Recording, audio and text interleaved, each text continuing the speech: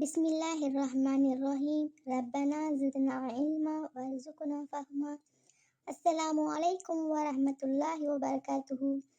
அல்லாஹ் நம்மை படைத்து ஏராளமான நியாமத்துகளை நமக்கு வழங்கியுள்ளான். அந்த நியாமத்துகளில் ஒன்றுதான் ஆரோக்கியம். ஆனால் பலரும் ஆரோக்கியமும் நியாமத்துகளில் ஒன்றுதான் என்பதையே அறியாமல் உள்ளனர்.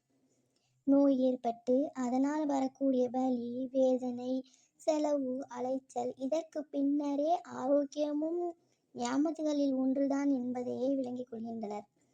இதனால் தான் நபிகள் நாயகம் ஸல்லல்லாஹு அலைஹி வஸல்லம் அவர்கள் கூறினார்கள், 2 நியாமத்துகளில் மக்கள் அலட்சியமாக உள்ளனர்.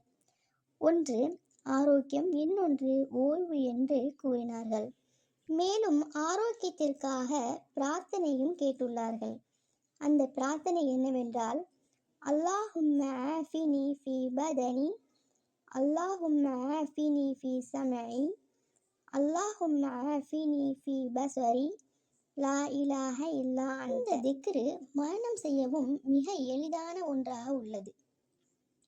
இதனுடைய பொருள், அல்லாஹும்ம ஆஃபினி ஃபீ பதனி, இறைவா என் உடலுக்கு ஆரோக்கியத்தை கொடுப்பாயாக.